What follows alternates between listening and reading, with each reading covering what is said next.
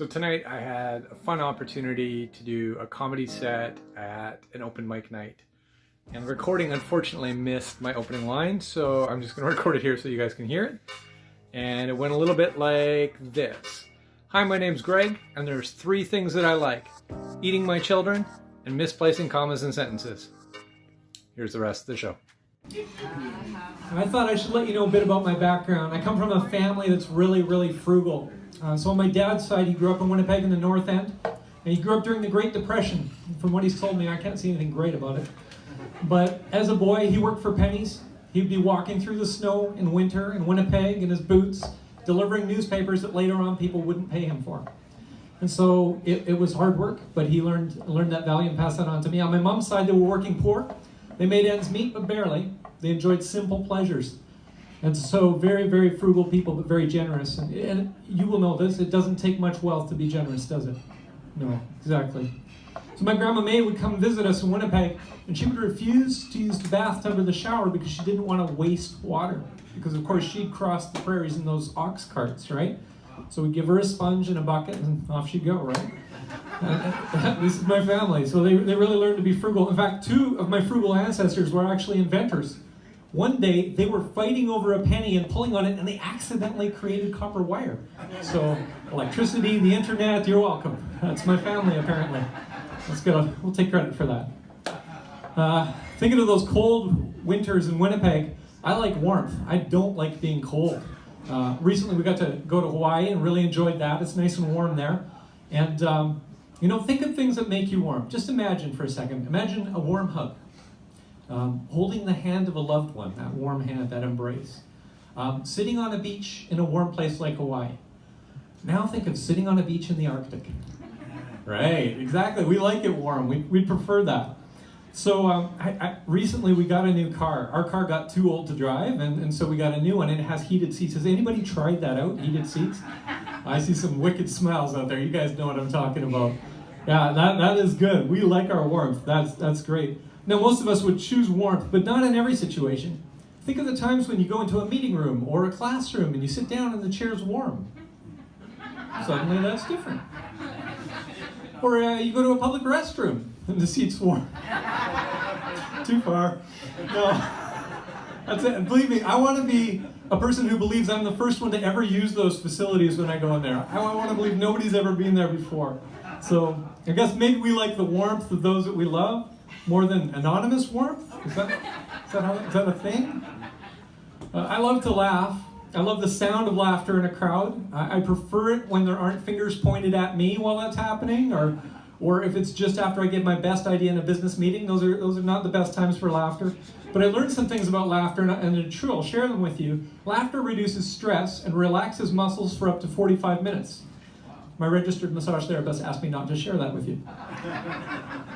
It releases endorphins that can actually reduce pain in your body. It boosts your immune system. It improves blood flow, which can help protect your heart. And my daughter said this other one. She said it can help you lose weight. And I'm not sure about that, but it's hard to laugh and eat at the same time, so maybe there's something to that. It could be. But we Irish, we know a secret to double the amount of laughter in our lives. Would you like to know the secret? You're interested? Okay, we laugh at ourselves, and then we tell our friends what we did. And there's a lot of material there. You don't have to dig too deep. But it's good. Have you ever been to a wedding or a really happy event and you're smiling for photos and you see your friends and you smile at them, and after about 2 hours, your face is killing you? Have you experienced that? Do you know what that's called? Muscle deficiency. That's right. We got to work at this. We got to put some effort into smiling more and being happy. It's like you pulled a muscle in your face. It's not good. So I try and work more humor into work. I work in government, so I have to work hard at it, but it works. But sometimes it's just a smile that'll turn around somebody's day. You don't know when you could be the difference in a person's day, and you could turn their day around, make it go the other way. But worst case scenario, you leave them wondering, what's that guy been up to, right? So I stole something off my neighbor's lawn before I came here. I wanted to show it to you. Because I think people are hilarious. Slow children. How sad. Right? I mean, there's what he meant to say, and then there's what he really said to the whole neighborhood. Here's what I think of my children. No, maybe not. But I love show and tell, so I couldn't resist.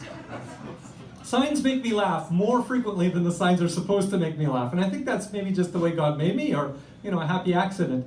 There's the intentional funny signs, like the vacuum store that says everything we sell sucks. That's understandable, right?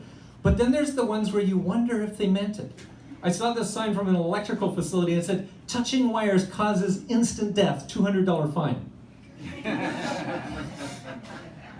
Good luck collecting. Have you ever tried to make a sign? It takes time, it takes effort, you have to talk to people, maybe there's approvals, people have to make it, they have to transport it. There's lots of chances to catch the problems with the sign, and yet so often people just don't, right? I think it's hilarious. My family, we were in Hawaii on vacation. We're driving along the road, and no word of a lie, there's this sign, and it says, speed enforced by laser. And I'm driving along, am I speeding? How do they do this in America? They allow guns everywhere. What's this going to be like? Is there like a helicopter up there and there's a big Hawaiian guy and he's like, you speeded. Pew, pew, pew. Aloha, don't ever speed again. I don't know, speed enforced by laser? That sounds intimidating. It's the last time I will speed in Hawaii. It's pretty good.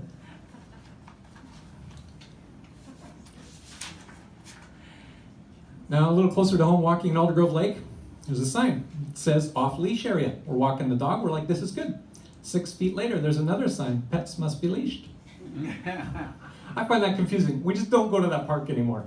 You gotta follow the rules. I was driving down the freeway coming home from work and there's a trailer and a warning sign on it that says, danger, horses. And I'm thinking, I don't think they're gonna get out there.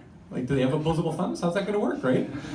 Or is it like maybe the trailer's defective and like the latch is gonna like give way at any moment? And I'm thinking like, well, if you own horses and you care about them and you know the latch is no good, are you going to spend your time fixing the latch or making the sign? I just don't know what's going on there. People confuse me. Well, in an office tower there was a sign that said, toilet, out of order, please use floor below.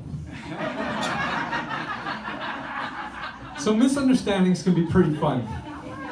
At work, there is a department and the sign says, medical affairs. And I'm thinking I'm not brave enough to go in there and find out what they do. I just don't want to know, but it's real, right? Or on the way here, there were some trees and there was a sign up that said lots for sale. And I'm thinking, lots of what?